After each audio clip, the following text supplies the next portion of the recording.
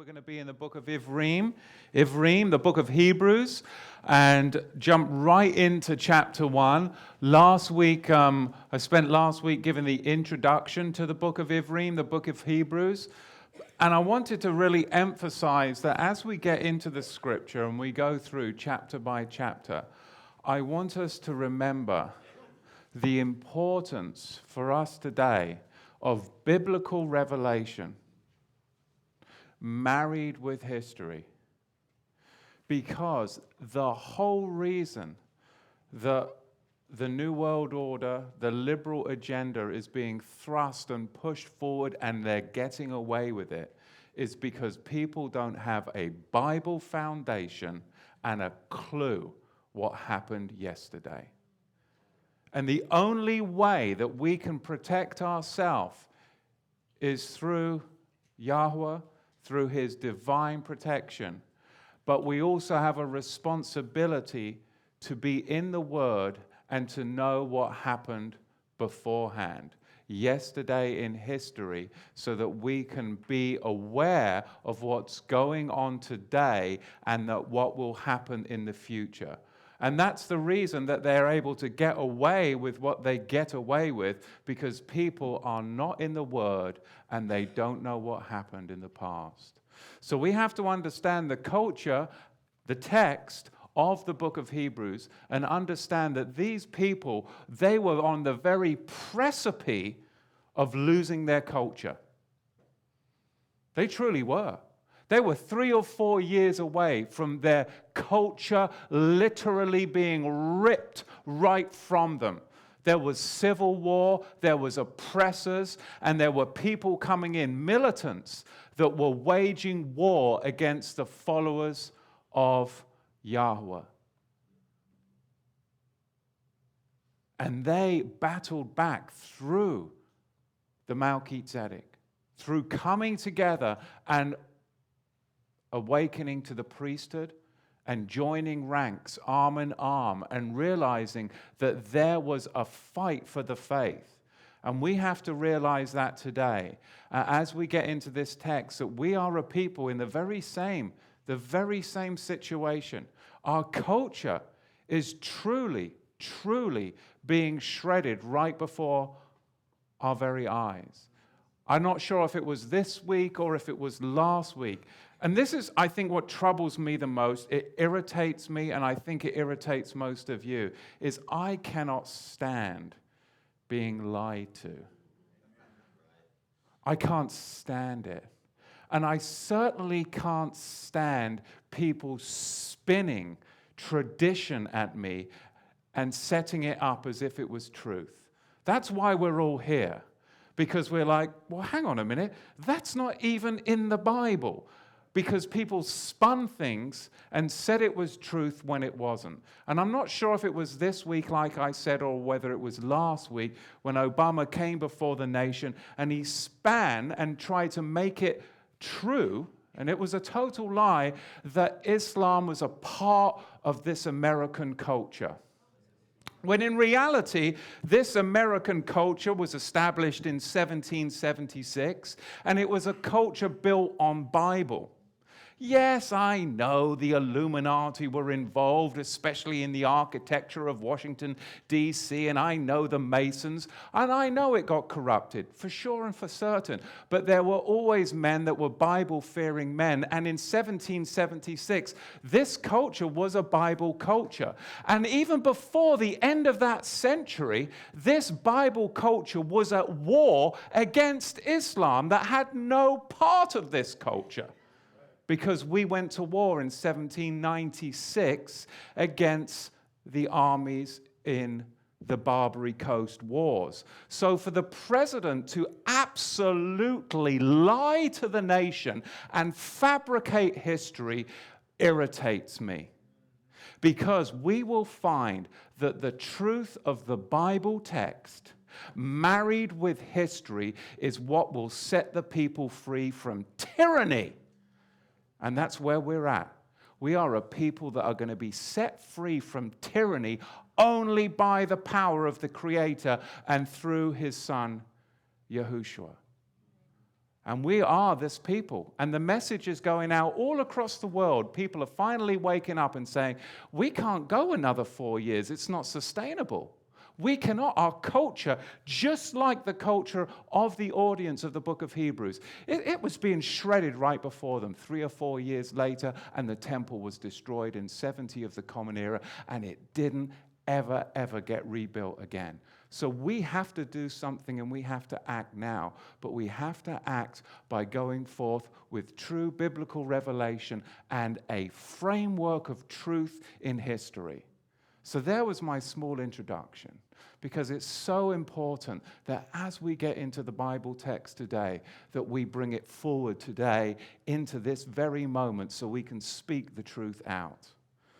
We spent some time introducing the book of Hebrews last week. Let's talk a little bit about the author, the language, the location, the date, and the audience. I touched on it last week in depth. This week, just to refresh some of your memory. In chapter 2, verse 3, we can see that the author, unlike the majority of the Christian church would believe, the author certainly is not the Apostle Paul.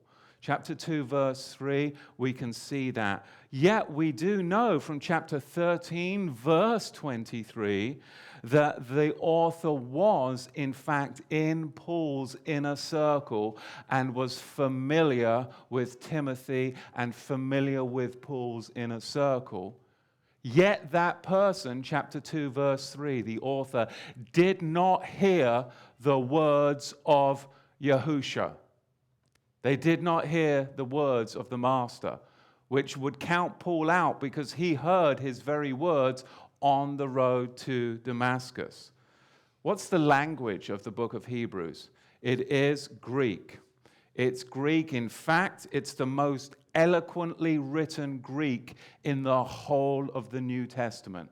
There is no evidence that it was written in Hebrew, and there is no evidence that it's written in Aramaic, but it is got so much evidence that it is the most beautifully written Greek, because it is pulling from the Septuagint texts when it is quoting the Old Testament, the Tanakh. It's pulling from the Septuagint, which is the ancient Greek LXX that was translated by 70, some say 72 rabbis, about 200 before the Common Era. What was the location? I believe the location of the audience, I believe, was in Judea. I believe in Judea. We looked at that last week. And the date of the writing of the book, just prior to 65 of the Common Era. So really the last 5 years before their culture was totally shredded. Because we can find that the major Roman persecutions, they took place around 65 of the Common Era, yet they're not mentioned in the text, so that would have me to believe it was just before the major Roman persecutions of 65 of the Common Era.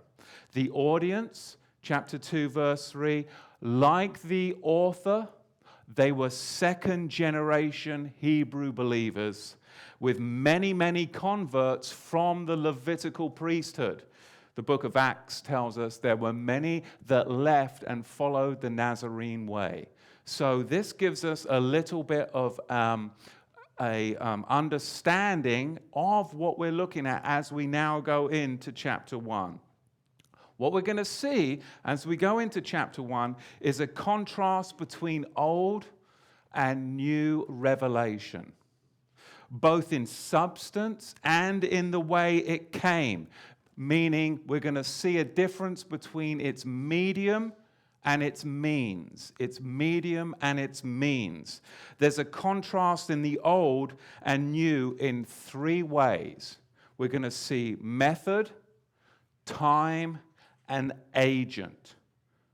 A contrast in 3 ways: method, time, and agent. The comparative better that you see so many times in the book of Hebrews, in fact 13 times within the book, is a contrast to what? the better order of things. It's talking about the priesthood and the Melchizedek. And this is where the traditional church errs, thinking it's covenant. Well, we got this new covenant, it's void of Torah. It's way better than that old law of Moses. And that's where they err, not understanding that the word covenant oftentimes isn't even in the text. And the King Jimmy, at least the New King Jimmy, does have the decency to italicize covenant, telling you it's not even there. So we can see that we're going to find a lot as we go into this wonderful book. Eloah, who in diverse portions and in diverse manners spoke in times past to the Avot, the fathers of Israel, by the Nevim, the prophets. He has in these Yamin Achorin in the Hebrew, meaning these last days, spoken to us in Son. Now, the translators add by his Son, but that's actually not in the text. It literally says, in the last days, spoken to us in Son. And we'll get into that, but that's a very key point. Spoken to us in Son, who he appointed heir of all things, through whom also he made the Olamim, who being the brightness of his Tifereth, his glory, and the express image of his substance, and upholding all things by the word of his power, when he had by himself purged our sins. He sat down on the right hand of the majesty of high. Verse 4, having become so much better than the heavenly malachim. And again, right there, we have a real disservice by many of the translators. They insert being made. So have a look in your text and see in verse 4 if it says having being made. If it says that, just scratch that out. Having become is actually in the text. Being made is when they're monkeying with the text for a what? Religious doctrinal purpose. And I'll get into that a little bit more as we go through the word. So much better, he became so much better than the heavenly malachim, angels, as he has inherited a more excellent name than them. For to which of the heavenly malachim said he at any time, you are my son, this day have I brought you forth? And again, I will be to him an Abba, a father, and he shall be to me a son. And again, when he brings the first brought forth into the olam, this world, he says, and let the heavenly malachim, angels of Eloah, worship him. And the heavenly malachim, he says, who makes his heavenly malachim, his heavenly angels, spirits, ruachim, and his avadim, his servants, a flame of fire. Verse 8, but to the Son he says, your keseh, your throne, O Eloah, is forever and ever. The Hebrew word there would be leolam vaed. A scepter of zadakah, a scepter of righteousness, is the scepter of your malchut, your kingdom. You have loved tzedakah, you have loved righteousness, and you have hated iniquity. Therefore, Eloah, even your Eloah, has anointed you with oil and the oil of gladness above all of your fellows. And verse 10, and you, Yahweh, in the beginning, have laid the foundation of the earth. And the Shamayim, the heavens, are the works of your hands. They shall perish, but you remain, and they all shall grow old, as does a garment. And like a mantle, you shall fold them up, and they shall be changed. But you are the same, and your years shall not fail. But to which of the heavenly malachim, angels, said he at any time, sit on my right hand until I make your enemies your footstool? Are they not all serving ruachim? Are they not all serving spirits? Sent forth to serve those who shall be heirs of salvation. There's so much there. That's chapter 1. But we can see the whole thrust is the magnificence of the Son. The magnificence of the Son. Verse 1. Eloah, who at diverse portions and in diverse manners spoke in times past to the Avot, the fathers of Israel, by the Nevi'im. He spoke to them by the prophets. Verse 1, this is talking about the means of revelation. What's the means of revelation? In old times, Yahuwah spoke through diverse portions and diverse manners. So the source is who? The source is Yahuwah. But how did he speak to them? Through diverse portions and diverse manners. So man is the agent, but the means is twofold. Diverse portions and diverse manners. So the diverse portions speaks of what? Yahweh's revelation quantitatively. It came in successive portions. It wasn't poured out all at once, was it? He distributed his revelation in successive portions through each and every successive generation. He didn't just drop his whole revelation, woof, in the prophet Daniel's lap. He gave it out through diverse portions, spread it out over successive generations. He gave out portions over thousands of years to his servants. Some prophets had volumes. Some prophets, just a few verses. But it was always what?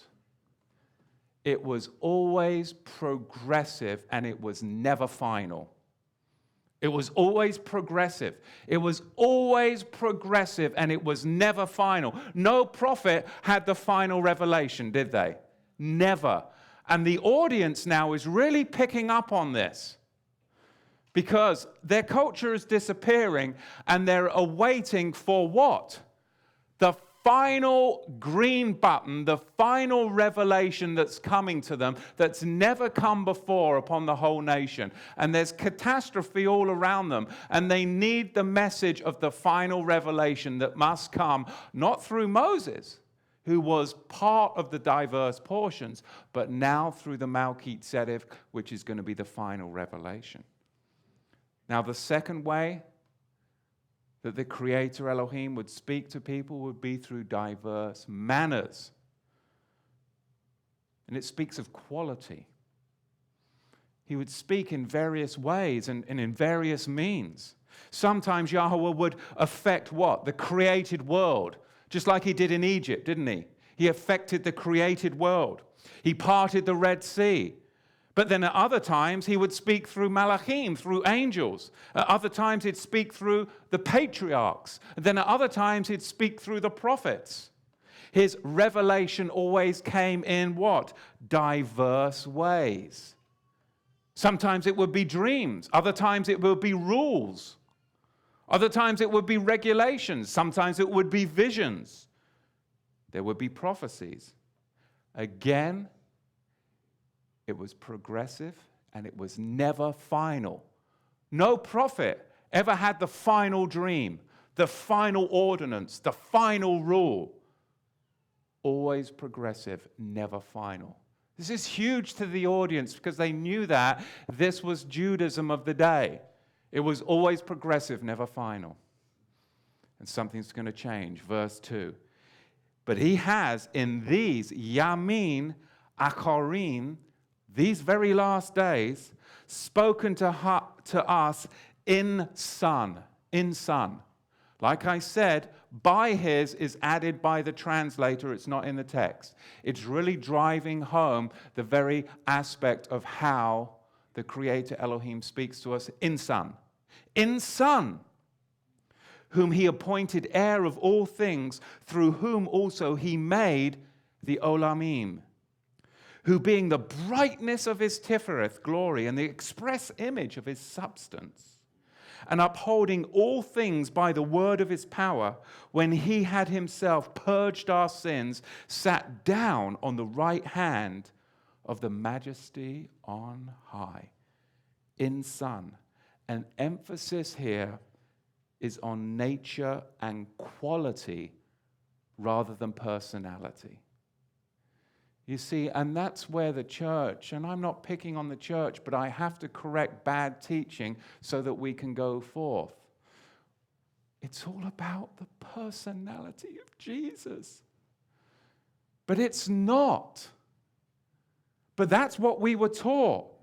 Well, it's my own personal relationship with the personality that I've created in the image of what I want. You see?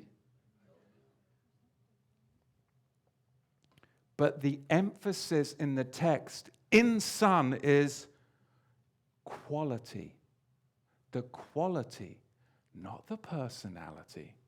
He spoke to us through the prophets, but now he's going to speak to us through sonness. Through sonness. And it's not going to be about this personality, but it is going to be through priesthood and, in fact, high priesthood. Kohen Hagadol, authority. Authority. Not personality, but authority. The author has contrast right here in our opening verses, and it's so easy to speed through it, but the author has contrast the many prophets and the progressive revelation of the Tanakh, the Old Testament, with the Son, the oneness of the Son, and the finality of the last days revelation through the Kohen Hagadol, the high priest. We're going to get finality. Which means that you can't have some Yehu, and I say that deliberately, some of you may know where that comes from, like Joseph Smith coming along centuries later saying he got some new revelation, because it is no longer progressive. The Melchizedek is final. So you're now coming against the whole book of Hebrews by saying that you got some new revelation. Joseph Smith, Muhammad. No, it's now final, secure. Today we have final revelation. It's sealed. You're secure if you stay with the final revelation. You're insecure, apostate, and going to hell, the flames, when you start taking on some new false prophet, whether it be in the 6th century or in the 18th century. You see?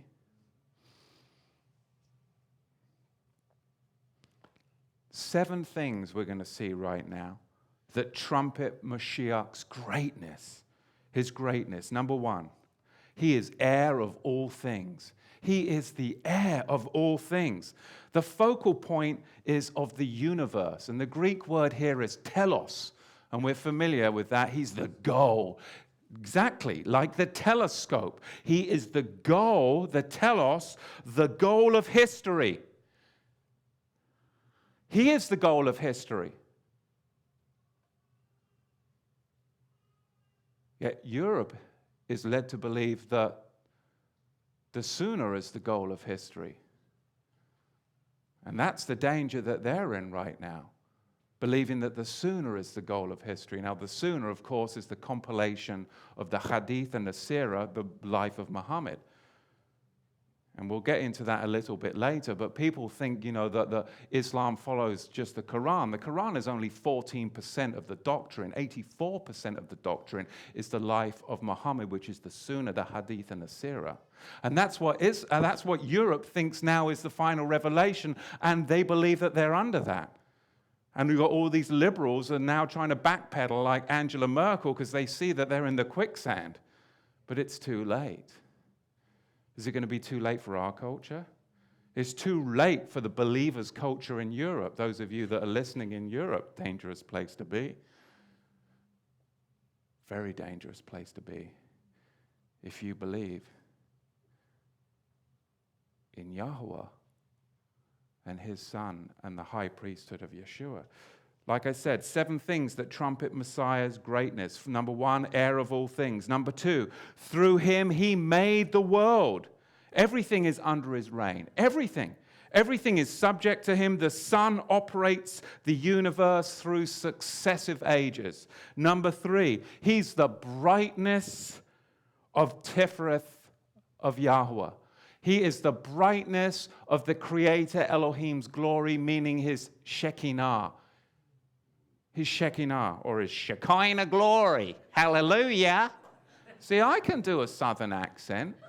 How's the Shekinah glory come into the tent meeting tonight?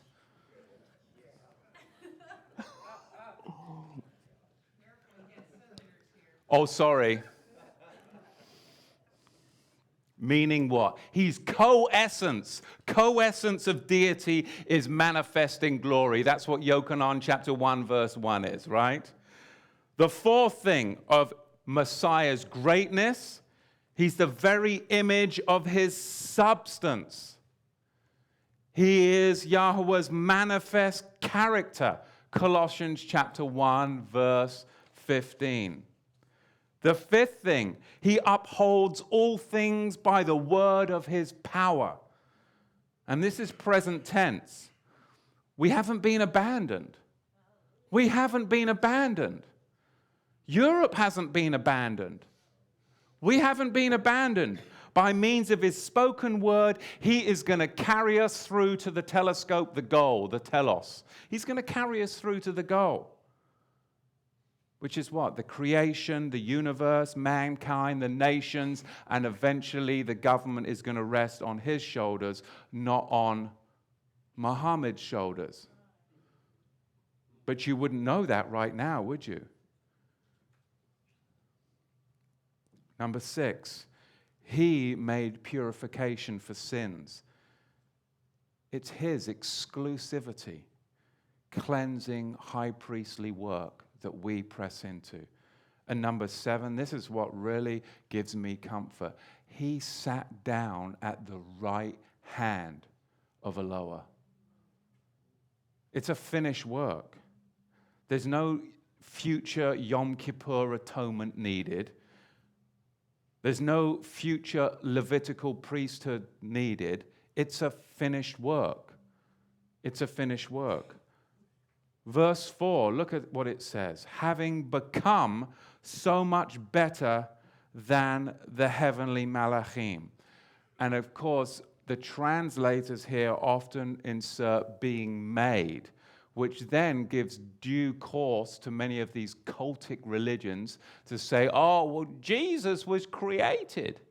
And then all of a sudden, you've got a whole new religion that's knocking on your door every Saturday morning. You know? Based upon these poor translations. Having become so much better than the heavenly malachim, as he has inherited a more excellent name than them. For to which of the heavenly malachim said he at any time, you are my son, this day I have brought you forth. And again, I will be to him an Abba, and he shall be to me a son. And again, when he brings in the first brought forth son into this world, he says, and let all the heavenly malachim, angels of Elohim, worship him. And of the heavenly angels, malachim, he says, who makes his heavenly malachim ruachim? Who makes his heavenly angels spirits? And his avadim, his servants, a flame of fire. But to the Son he says, your keseh, your throne, O Eloah, is leolam vayed. It's forever and ever. It's a scepter of Zadokah, a scepter of righteousness. Is the scepter of your malchut.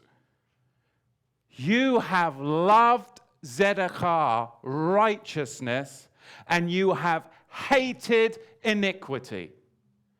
And if you and I don't have that testimony, then we are drawing back.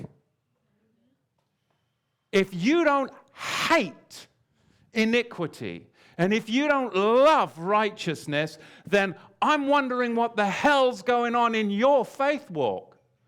And this is where I'll digress, because I hate iniquity and I love righteousness. So I am going to digress, because it is important for us to understand that we have a war on the culture. We have a war on the biblical faith of Abraham, Isaac, not bloody Ishmael, Isaac and Jacob. We have a war. Dietrich Bonhoeffer was a great preacher who stood up and he hated iniquity and he loved righteousness, and they stripped him naked and they walked him to the gallows and they hung him, and he clinged to his faith all the way in the rain, in nakedness, when he knew what he was going to be facing, because he stood up. He was actually preaching on the east coast of America, and he saw what was happening to his people in Germany, and he said, I cannot stay here in the comfort of the West as I see what's happening to my people. So he left and he put himself in harm's way because of this very verse. And it changed his life and it ended his life. But I believe he has a testimony in the life after because of this very verse. And this is what he said. Silence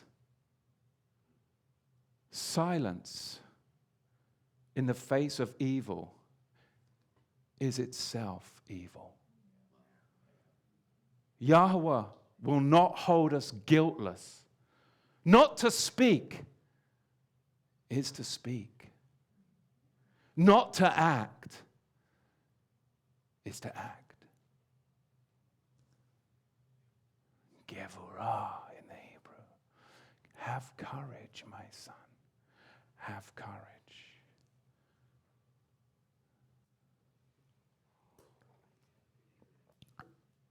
And people are astounded that Donald Trump would come out and say something as insane as the liberals would say, as to, we should close the borders and we shouldn't let Muslims in the country until we know what's going on.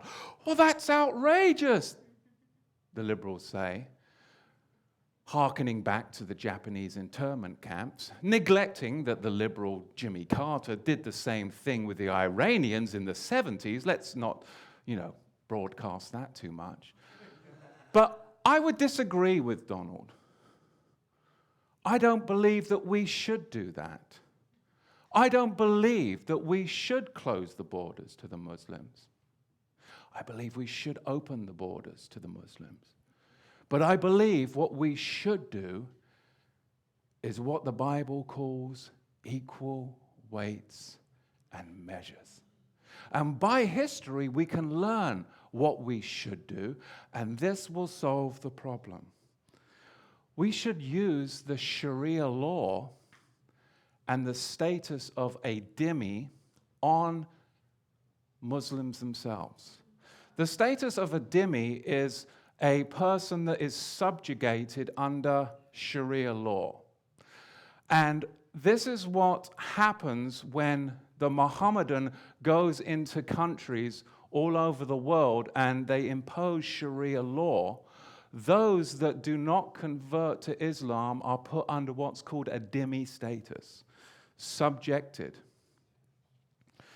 Over the past 1,400 years, the Mohammedans have killed 270 million people. Buddhists, Sikhs, Jews, Sabaeans, Zoroastrians, Mandeans, Hindus, and of course, largely Christians. 1,400 years, 270 million people, and numerous cultures have been wiped out. Africa, Iraq, Syria, Egypt, Turkey, Lebanon, these were Christian Russia, Christian cultures. But like I said, open the borders and let's look at something called the Treaty of Umar. The Treaty of Umar was a contract signed when Islam, under the Rashidun Caliphate, conquered Byzantine Jerusalem. When did the Caliphate conquer Byzantine Jerusalem? 637 of the Common Era. What's really scary about that is it was only 5 years after Muhammad had died, and it was only 20 years after the creation of Islam. It doesn't take long. And they went in and they subjugated Jerusalem, which was under previously Byzantine rule. They put them under Sharia law.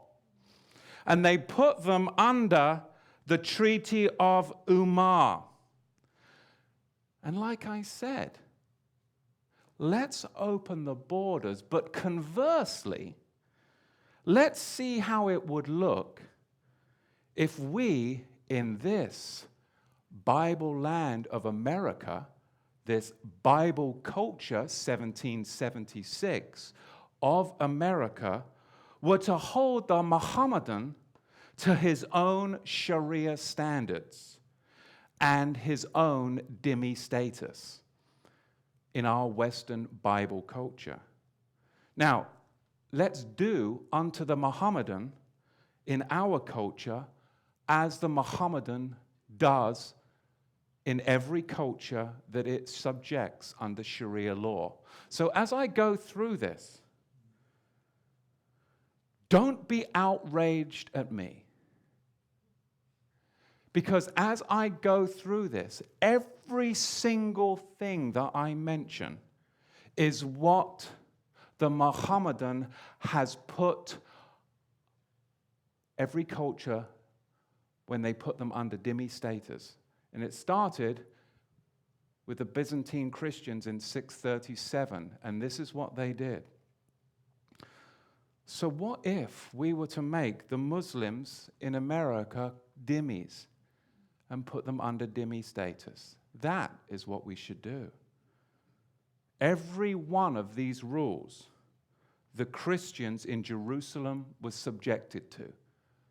Every one of these rules. So don't be mad at me. Be mad at Muhammad.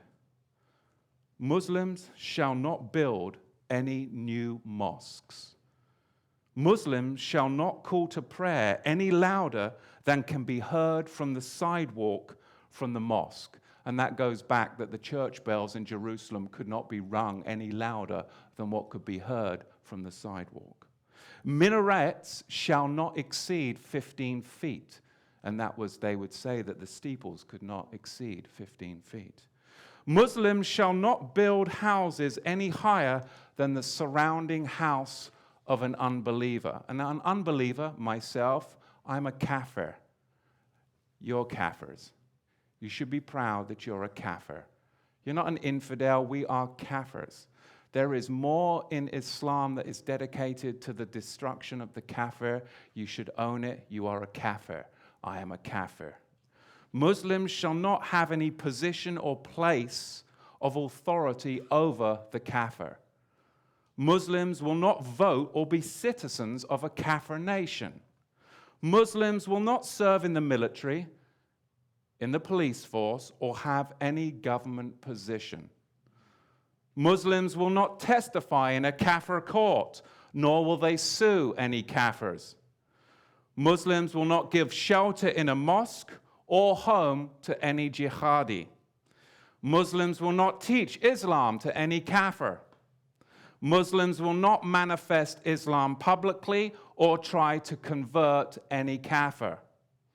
They will not prevent any Mohammedan from leaving Islam if he so choose. Muslims shall not carry any weapons. Muslims shall not own any weapons. Muslims shall not display their books in the marketplace. And this is my favorite. Muslims will pay the Islamic tax of 50% of their income once a year.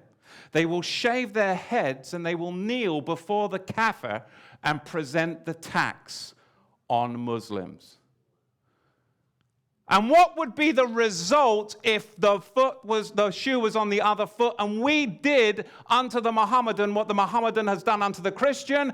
You would either leave the country or you would convert. Right? That's why those Christian nations are no longer Christian nations, because they either left or they converted. Bring them in. This is the solution. This is the only solution. It's terribly sobering, isn't it? But history bears up what happened. And like I said, these are not my ideas. These come from the Sunnah, the life of Muhammad. You see, Muslims would either leave or they would convert. Now you know why once Christian regions, like Africa, Lebanon, Russia, Syria, and Turkey are no longer Christian, because these rules were applied there. Equal weights and measures. Equal weights and measures. I must touch on this. We'll get back into the text. I don't like unicorns. I don't. They don't bloody exist. It's a fantasy. If I hear one more political leader say radical Islam is a unicorn. It does not exist. There is no such thing. It is void of fact. It is a fantasy. We are chasing unicorns. Chasing unicorns. Radical Islam is congruent with a unicorn. It's a mystical, man-made fantasy that has its roots in myth and misdirection. The words of Allah and the life of Muhammad, nothing more, nothing less, is Islam. The words of Allah, the Quran, and the life of Muhammad, the Sunnah, encapsulated in the Hadith and the Sirah, is Islam. Nothing more, nothing less. Jihad is Islam. Killing kafir is Islam. It's not a unicorn. It's the words of Allah and the life of Muhammad. And therefore, it is the duty of every Mohammedan to perform it. Now, that's truth. Choke on it. You see, your Western, likable, next-door MSNBC Muslim or Mohammedan is in reality an incomplete Muslim who is following the Meccan Quran. You see, people don't even realize there's two Qurans. There's the Meccan Quran, where Muhammad, he wasn't very successful. In about 13 years, he got about 130 converts. He wasn't very successful. And then he went to Medina and he waged jihad. And he slaughtered the Jews in Medina. And this is the second Quran, the later Quran, progressive revelation, because Islam is dualistic. It's dualistic. So these liberal,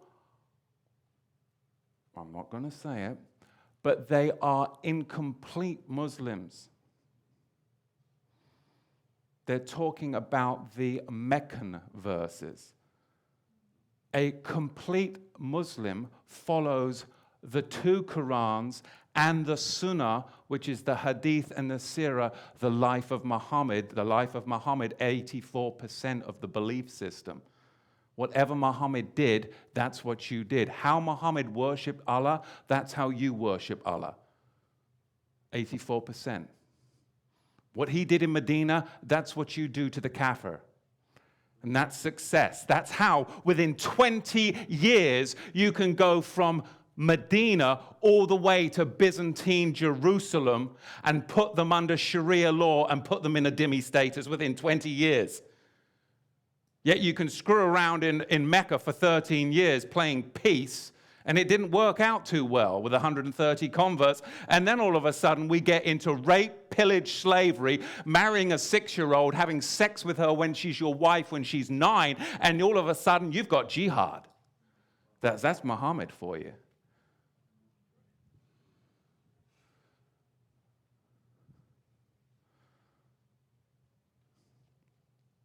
Why am I spending so much time on this?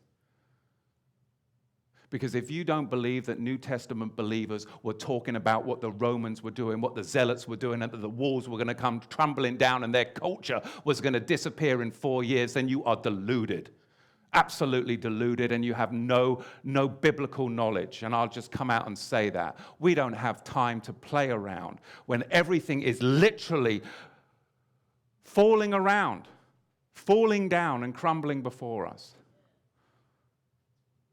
And people can talk, oh yeah, we can talk about the pastor's in the Bible Belt. Well, yeah, if it is the Bible Belt, their trousers and the belt are down by their bloody ankles. They are. They are. Because they're too scared to speak out.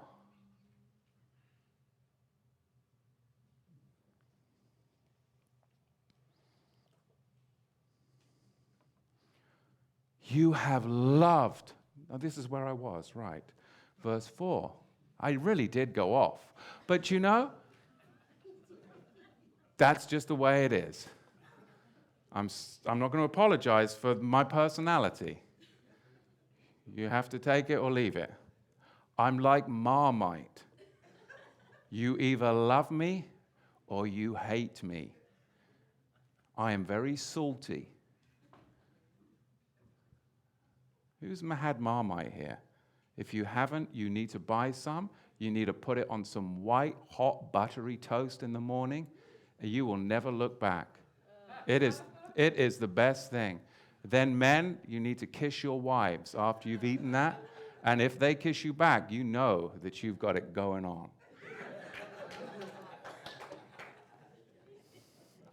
You have loved Zedekiah. I know things are good in my house when my wife kisses me back and I've had Marmite, or she makes me Marmite and toast and brings it to me. I know that things are good, that I am in good standing. I've got to be careful because, you know, when I do like things, people are like, he did an Illuminati symbol. I have to be careful. It was a 666. Did you see the... They do, don't they? It's crazy stuff. Somebody said that we had some stuff going on back here. That we had some symbology back going on here. Yeah.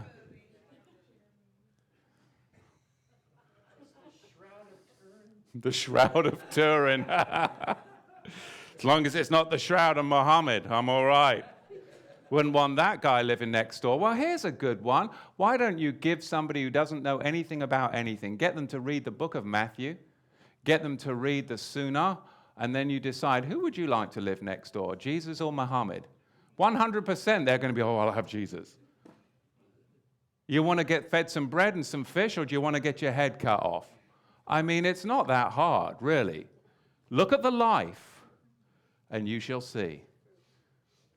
It's all in the fruit. You have loved Zedekiah and hated iniquity. Therefore, Eloah, even your Eloah, has anointed you with the oil of gladness above all of your fellows. The Ruach HaKodesh is our anointing to stand up for righteousness. Because the leaders of the nations, they are trembling and they are buckling. They have no Ruach HaKodesh. Their trousers are down by their ankles. It's all under the weight and fear of political correctness. You want to implement some politics? Implement the politics of Islam on Islam, and you will get rid of the problems you have in America.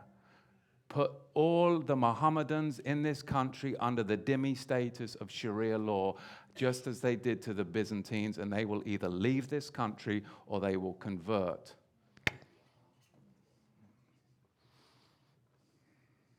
That's what history tells you works. Otherwise, we're just living in fantasy land, and nobody's going to make the changes that need to be made. Verse 10, and you, Yahweh, in the beginning have laid the foundation of the earth, and the Shamayim, the heavens, are the works of your hands. They shall perish, but you remain, and they shall grow old as does a garment. And like a mantle you shall fold them up, and they shall be changed. But you are the same, and your years shall not fail. But to which of the heavenly Malachim angels said he at any time, sit on my right hand until I make your enemies your footstool? Are they not all serving Ruachim, spirit, sent forth to serve those who shall be heirs of salvation? So really this is talking about the Son's superiority over the angels. The Son's superiority, over the angels. The author is now going to start addressing the 3 pillars of Judaism. I just addressed the pillars of Islam and hopefully knocked them right out before you. But now we're going to look at the 3 pillars of Judaism. Angels, Moshiac, and the Levitical priesthood. These were the 3 pillars of Judaism. Angelology, Moses, and the Levitical priesthood. And our author is going to start addressing one, then the other, then the other. He's going to dismantle it, and then he's going to show you what you have in Yeshua. He's going to begin this chapter with angelology, the first pillar of Judaism of the day. Now, the Sadducees, or the Judaism of the period, didn't have a strongly developed angelology. But the Qumran sect, they did. They had a very strong angelology. In Qumran, they had an organized system of angelology in which the Prince of Light and other heavenly princes were expected to fight alongside the sons of light on the last day. Do you have an expectation that the heavenly angels will fight alongside you if you live a righteous, pious life? I truly do. I mean, we have Malachim, angels that will intercede for us. We literally do have guardian angels. Did you know that? That are assigned to you. How many of you call upon them daily? Maybe not. Maybe you do. We have angels assigned to us. The key is to live a holy, righteous, blameless life in a sick and twisted world. That's the key. We don't want to get caught up in transgression and iniquity, because then we're not going to have the armor of righteousness on us. So in Qumran, they had this organized system of angelology, and they were constantly getting ritually immersed and living a pious, holy lifestyle, because they had the full expectation that the heavenly Malachim angels would intercede for them. But the Sadducees, oh no, not them. The Sadducees, Maaseh Shlechim, Acts chapter 23, verse 8, for the Sadducees say there is no resurrection, or heavenly Malachim angels, and Shedim, demons. So the Sadducees, they didn't believe in the resurrection. They didn't believe in demons, very conveniently, because they were demons. Right? Isn't that what the master said? They were demons. And they didn't believe in angels, but the Pharisees confessed both. There was the distinction. This is why so much time right here is being dedicated to emphasizing Yahusha's superiority over the angels. That's why so much time is being dedicated to that, because he's addressing the culture. He's got Sadducees that don't believe in it at all.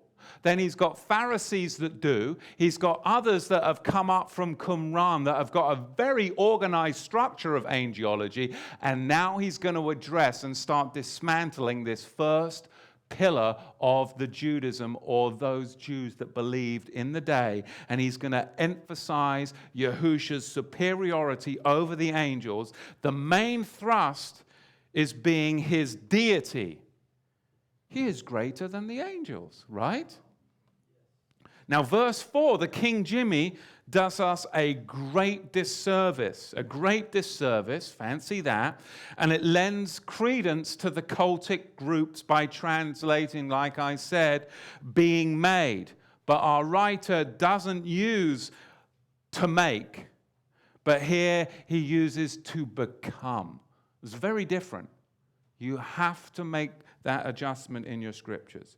Because even though Yeshua was cloaked in humanity, yet not from humanity's origins, dust, he was still better than the heavenly malachim, angels. And when he walked upon the earth, he did become a little lower than the heavenly angels.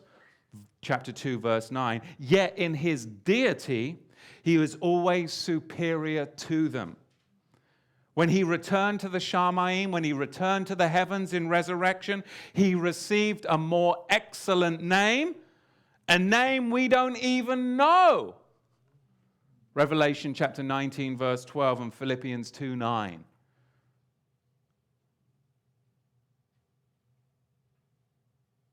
We're going to now see our author really thrust this home, because he's going to now home in on the greatness of the Son, and he's going to confirm it sevenfold in the Tanakh. The Tanakh, many of you know, but some of our audience won't. It's an acronym for the Torah, the Nevi'im, and the Ketuvim, which means the Torah, the prophets, and the writings. Tanakh, what we commonly call the Old Testament. It's an acronym for Torah, Nevi'im, and Ketuvim. So now we're going to find 7 quotations in chapter 1, and they're going to demonstrate the Son's superiority over the heavenly angels. And this is where we'll finish up. The first quotation is in the first half of verse 5. And the quotation is from Tehillim, Psalm chapter 2, verse 7. Now, to truly appreciate Psalm 2 in relation to Yahusha, you really do need to read the opening verses in the Septuagint, because you're going to see that this really points to Christ. And I use that Greek term deliberately, because Christ is a Greek term. Look what it says in Psalm chapter 2. Wherefore did the heathen rage and the nations imagine vain things? The kings of the earth stood up, and the rulers gathered themselves together against the Lord and against his Christ. This is from the Septuagint, Psalm chapter 2, verse 7. Saying, let us break through their bonds and cast away their yoke from us.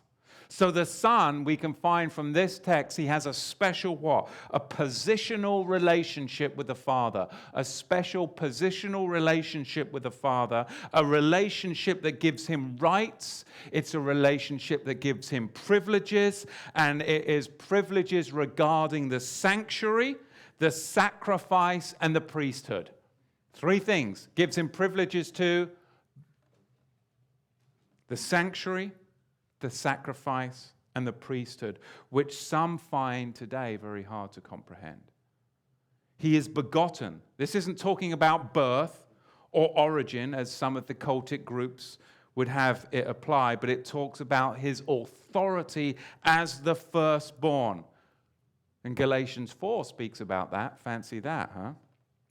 He is declared the Son of Elohim, which is an individual term that is unique, because angels are collectively called sons of Elohim, but never individually. He is the Son of Elohim, whereas angels are called sons of Elohim. But we've got this very unique term that he's calling out, because remember, he's attacking, if you will, or dismantling better one of the pillars of Judaism, angelology.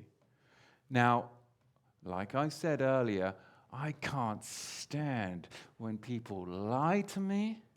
I can't stand it when people try and deceive me, especially if it's political and religious. That really gets me. That really does. I mean, I would just be crass right now and just say it pisses me off. Can I say that? I did. It's a real word. Yeah. Look what Judaism hides. Look what Judaism deliberately hides in its commentary. This is crazy. Judaism deliberately hides this. This is their commentary on Psalm chapter 2, verse 7. And this is from the Midrash Tehillim. Are you ready for this? Rabbi Huna says in the name of Rabbi Acha, the suffering are divided into 3 parts. One for David and the fathers, one for our own generation, and one for King Messiah. As it is written, he is wounded for our transgressions.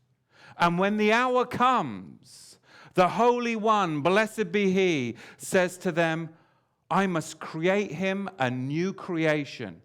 As it is said, today I have begotten him. The implication here seems to be that Psalm chapter 2, verse 7 refers to a time when Messiah, after suffering and death, is brought back to the realm of the living.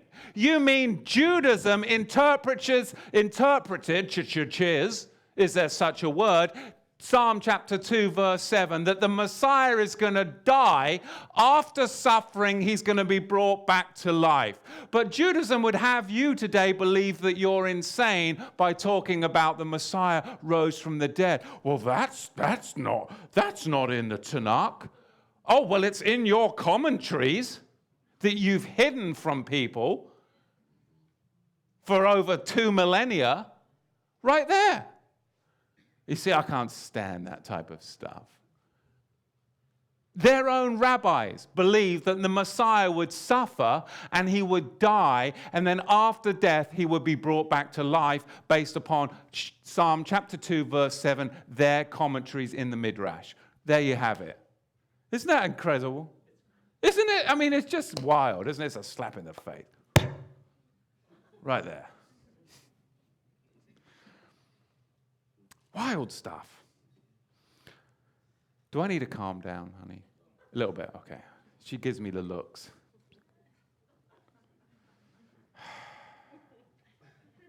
Been taking this super male vitality. This isn't an advert or anything, but it is some good stuff. I am telling you. Now my wife's blushing, but it is good stuff. I feel good. I had 2 big vials right before I came. It's got lots of testosterone in it. I mean, that's seriously good stuff. I'm taking that with some nascent iodine and lots of tea. She gets nervous. I brought home 2 bottles the other night. It's like,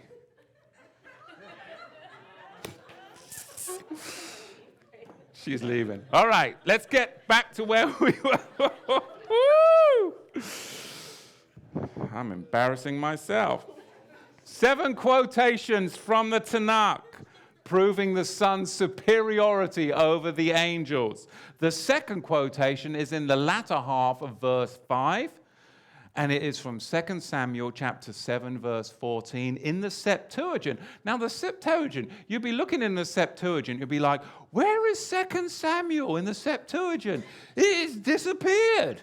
Have any of you done that? Be honest. I'm going to be honest. I've done that. When I first started looking into the Septuagint, I'll be looking for 2 Samuel. Somebody would say, oh yeah, you've got to read 2 Samuel in the Septuagint. You'd be like, well, mine doesn't have it in there.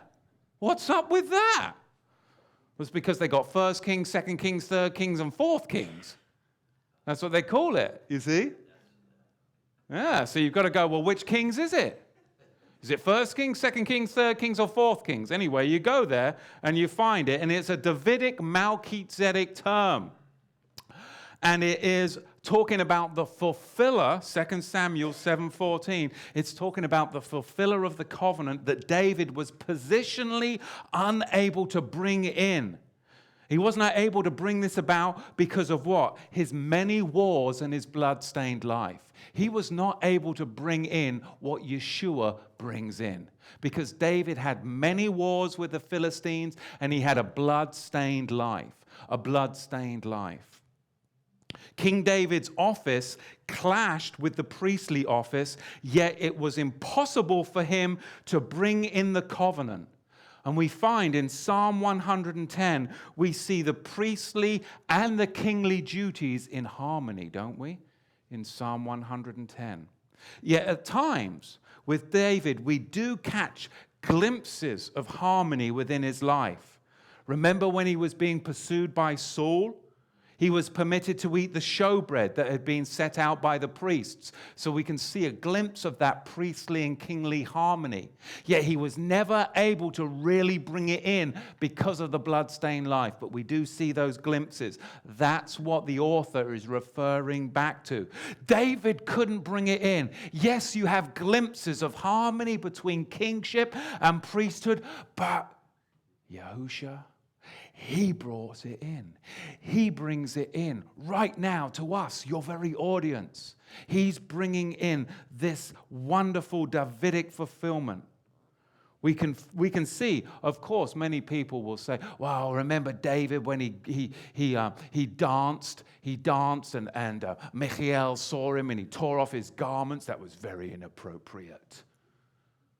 Very inappropriate. But no, in fact, what it was very appropriate because he was worshiping Yahweh and he had just got back from slaughtering the Philistines and his garments were soiled with blood. So he stripped off his garments. He had his linen tunic on, his high priestly tunic. In fact, it talks about the tunic of the priest, and he danced before Yahweh because he wanted to remove the soiled, bloody garments and be presentable before the Creator. Yet he was mocked for that, and many people didn't understand that. They didn't understand that. He actually stripped down to his linen ephod so he could be set apart, panayim, before Yahweh. Torah states that only the sons of Aaron could minister what? Panayim, before the tabernacle of Yahweh. And the other tribal members who presumed to come Panayim before the face of Yahweh were put to death. Numbers chapter 3 verse 10. So how is it that David was able to come right before the face of the Creator Elohim? David wore a linen ephod. 2 Samuel chapter 6 verse 14. That's priestly. Yahuwah said of his faithful priest that he would build him a sure house. 1 Samuel chapter 2 verse 35. And Yahuwah said that David's house would be established forever. That is a sure house, isn't it? So David then functions in a way that only a priest can in fact function. He sits panayim before Yahweh, before the tabernacle, which only a priest could do, otherwise you're slaughtered. He wears the ephod of a priest, yet he's a king. He sits before Yahweh, he talks to Yahweh, and he gives thanks to Yahweh. You see that in 2 Samuel chapter 7, verse 18. And all of this in front of the ark. But only a priest can do this. So David was a Malki Cohen. He was a king priest. Psalm 110. This is as I've spoken in times past, the Elisheva Aaronic genealogical connection from Judah and Levi. Look at Exodus chapter 6, verse 23. Shemot 6, verse 23. And Aaron took Elisheva, daughter of Amminadab, and she was the sister of who? Nachshon. She was the sister of Nachshon as a wife, and she bore him Nadav and Avihu, Eleazar and Ithamar. But now you have to go to Bamidbar, Numbers chapter 1, verse 3, the numbering of the tribes, and you find from the tribe of Judah, Nachshon, the son of Amminadab.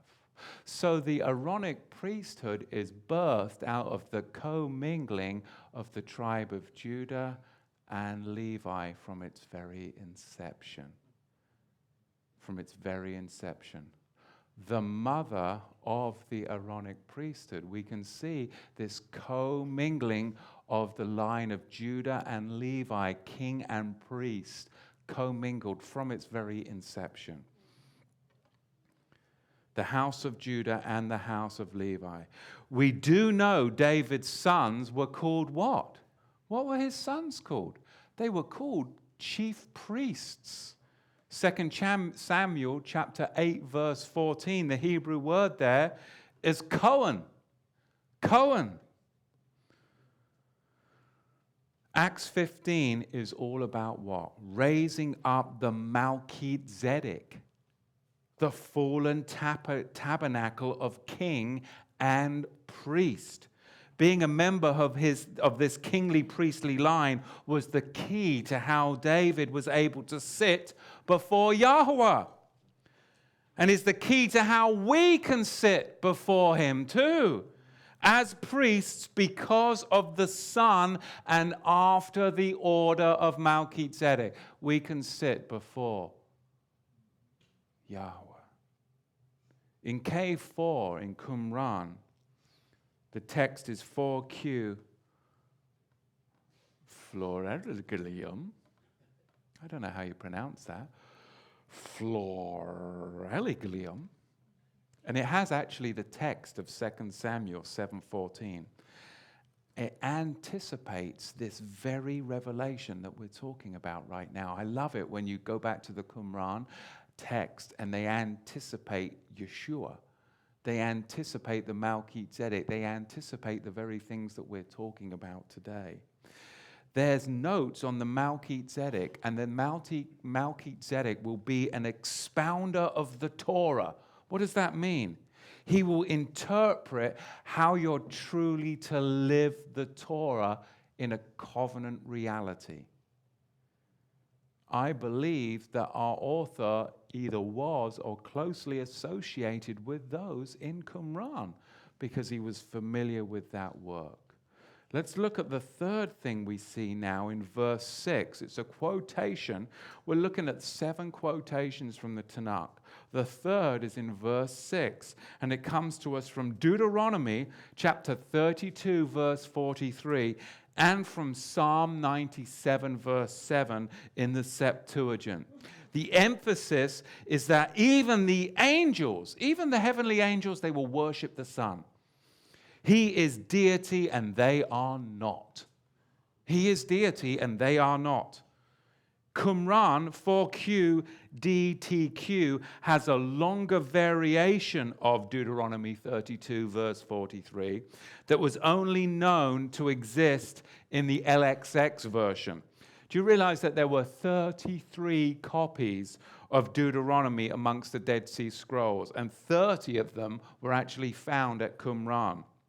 Let's read Deuteronomy 32, verse 43 from the Septuagint text and just pick up on this. Rejoice, ye heavens, with him, and let all the angels of God worship him. Rejoice, ye Gentiles, with his people, and let all the sons of God strengthen themselves in him, for he will avenge the blood of his sons, and he will render vengeance and recompense justice to his enemies, and will reward them that hate him, and the Lord shall purge the land of his people. That says that the nation that rejects the Son will be purged from the land. And it happened 5 years after the author communicated this text to his very audience. Very prophetic indeed.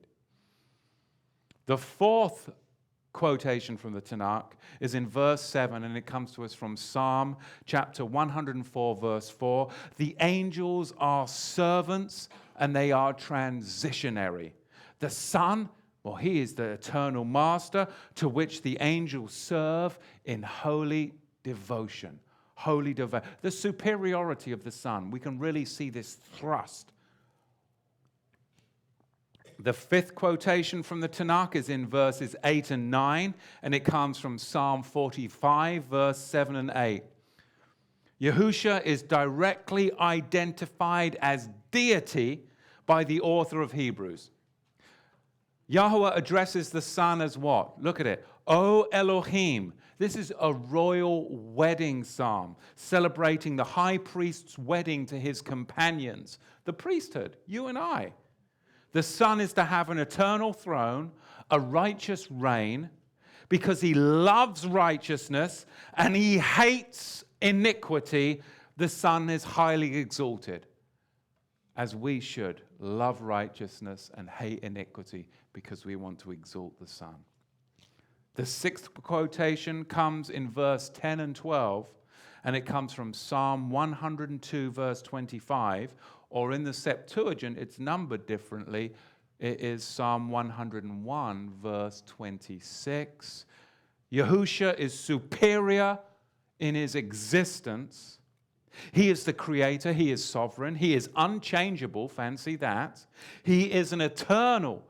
He's eternal. Unlike the universe that will one day will roll up and be discarded like an old garment. Just like an old rag. We see that in Revelation chapter 6, verse 14, in 2 Peter chapter 3, verse 10. And now we get the final quotation, the seventh quotation from the Tanakh. Verse 13 is quoted. Now we see Psalm 110, verse 1. In the Septuagint, it's actually numbered Psalm 109. It was quoted by Yahusha before Caiaphas in Matthew chapter 26, verse 62. Of course, Caiaphas, as we know, he invokes the law of the trespass offering in Leviticus 5. And Yahusha had to answer, did he not? He had to answer, or he would have been violating the Torah and a sinner, and he would have been unable to be the Redeemer. Matthew chapter 26, verse 62. And the Kohen Hagadol, the high priest, arose and said to him, "Do you answer nothing? What is it these men testify against you?" But Yahusha kept silent. And the Kohen Hagadol, the high priest, answered and said to him, "I put you under oath by the living Elohim." He now puts him under the trespass offering oath of Leviticus 5. And that oath says that if you know something to be true and you're put under that oath, you have to vocalize it. Otherwise, you are a sinner. So that's why Yeshua says, it is as you say, but I say it. He can't just have Caiaphas testify. He has to utter it out of his mouth that he is, in fact, the Son of Man. And he has to utter that because he's been put under the trespass offering. And at that point, Caiaphas, who's wearing the double neck garment, because he's a redneck. No, he's not. Sorry, that's not in the text. He's wearing the double neck priestly garment. He rips the garment. Therefore, he nullifies his priesthood. Yeshua is blameless and shouldn't be killed. But in fact, Caiaphas is now the one that should be killed according to the Torah.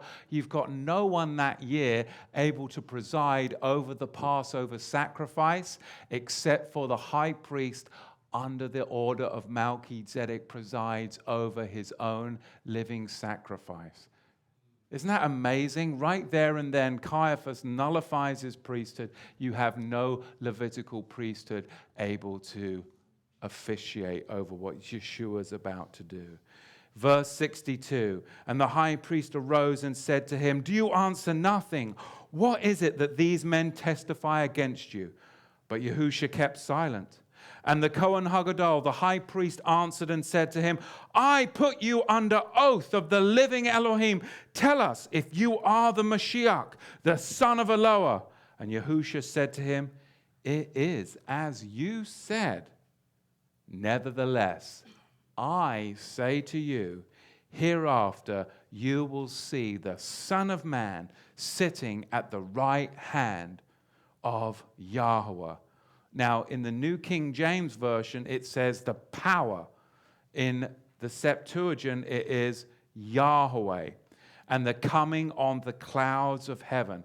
Now, Caiaphas, again, as we know, he nullifies his priesthood. He becomes guilty of death, Leviticus 10, verse 6. And this quotation emphasizes the completed work of enthronement glory in the equality with Elohim that Yahusha is what? He's deity. He's deity. Psalm 110, verse 5, in the Septuagint, Yahweh qualifies verse 1 as Yahweh sitting at the right hand of Yahweh. It's amazing. Now, in conclusion and in comparison, we see that the angels are still what? Today, they are still very busy ministering ruachim. They're ministering spirits, ministering ruachim. I mean, do you realize that angels observe you? They observe you. They observe what you say. They see how fashionable or unfashionable your dress is. They do. You think I'm joking? They're like, they want to know, what are you wearing? 1 Corinthians 11. They know how you suffer. They even carry you to the grave. They are ministering malachim, angels. Ephesians 5:6, 1 Corinthians 4:9. Like I said, 1 Corinthians 11 and Luke 16, verse 22. They are servants of those that inherit salvation. Servants, not as slaves, but as excited volunteers. They are excited. They are volunteering to serve you that inherit salvation. Not as servants, but as excited that they can't wait to serve you. Use them. They cannot wait to serve you. They are excited volunteers of religious devotion to you. They're guardians. Angels assigned specifically to you and I. Matthew 18:10, Psalm 91, verse 11. They're likened to field medics in military service. They really are. They are likened to field medics in military service. Think about that. What? I mean, field medics, why? Why? Why are they likened to field medics in military service? Because the bomb of the golden calf went off, blew the limbs off of Israel. The heavenly malachim, angels, came like field medics and attached the prosthesis of the book of the law to Israel, so that they were then under the authority of the book of the law, hobbling along with a prosthetic limb until Yeshua comes along and he brings in the book of the covenant, and they are now under his kingly, priestly lineage and Melchizedek realm. And now you still have the assistance of the field medics, but you no longer have a prosthesis. You have a regrown limb from the master physician. That's amazing stuff, isn't it? They were field medics that stopped the bleeding, and they attached the prosthesis of the book of the law. The added prostheme, which is where we get the word prosthesis, the Greek word prostheme, the added law of Galatians chapter 4, verse 10, and Galatians 4:18. It's amazing stuff. And that's just chapter 1.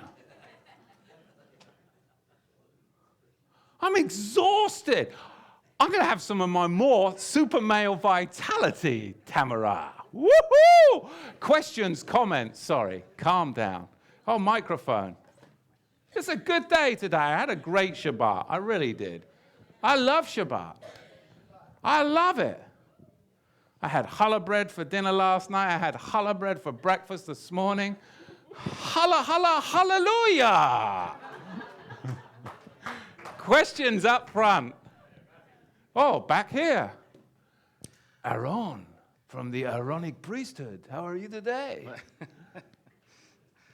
So my understanding is that the Hebrews, or the audience there in Hebrews, is a culture of Aramaic-speaking people, is what I understand from history. So why would this person, if not Paul, write to them in Greek? From my research, I haven't found any evidence that they were an Aramaic-speaking culture. I found that they were Hellenistic Jewish culture, very, very stooped in the Alexandrian texts, and that's why I believe it was written in the Greek primary to them. But I'm open if you've got some research. I mean, I know people have said that, but I haven't found any evidence of it being written in Aramaic or Hebrew. And the Greek text is very different than any other book in the New Testament, that it lends me to believe that it truly was written in the Greek, because it is really emphasizing the Hellenistic texts of Alexandria using the Septuagint. But that's my research so far. Yes? This is going back to when you were talking about how people should use equal weights and measures and impose the same law on Islam. What about the instant inclination to think, don't repay evil with evil? Because I think that's what the common person does, is they think, well, we can't do that to people. We're Christian. We don't do that kind of a thing, you know. And so what do you suggest that the common person do? Do you get involved in politics? And Well, I mean, I suggest the common person read the Sunnah and look at the life of Muhammad, and then read the life of Yahusha and choose. And by their fruits you'll know them. You'll see one of mayhem, destruction, and death, and you'll see one of a superior, majestic Melchizedek bringing healing, the master physician, grace, love, and true righteousness through keeping royal commandments. I mean, there's such a different legacy with our faith, but yeah, I mean, a lot of people will say things that are based in fantasy, you know. So, yes. Yes, we have several comments. We do have 3 requests to know the brand of the Vitality mix that you are using. Including our best friend Wally. He's interested as well. Oh, yeah. Okay. It's good stuff, Wally. Also, we do have some questions, and the first one is it correct that we will judge our assigned angels based on their work to us? I don't know. I like the sound of that, though.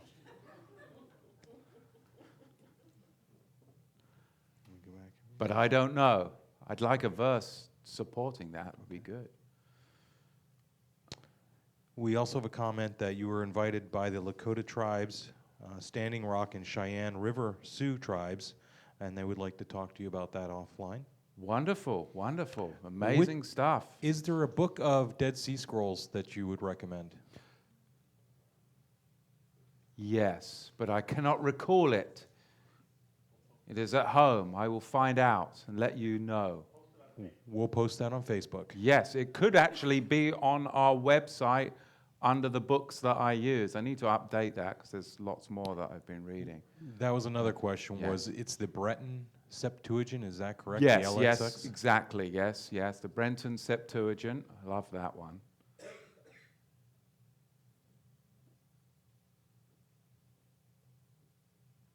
And I think that was the last comment. Oh, okay. No cabbage. Good. Good stuff. Well, what a blessing. I mean, I really am just so blessed to be able to be in the Word, be with the brethren, and be living in these days. I know it seems insane, but we are a privileged people. I'm just so thankful we have the eyes to see and that we can look back into the past and bring it right into our very presence so we can be able to discern the very future steps that we take. So, Abba Yahweh, we do thank you, Yahuwah our Elohim, for your great magnificence and your Son, Yahusha HaMashiach. We pray, Abba, that you would truly draw us close to you. Yahuwah Elohim, merciful, gracious, and long-suffering, abounding in goodness and truth, who extends mercy to thousands, forgiver of iniquity, transgression, and sin, who by no means clears the guilty, but visits the sins of the Avot upon the children's children to the third and fourth generation. Baruch haba habashem Yahweh. Amen. Amen. Thank you and be blessed. Stick around.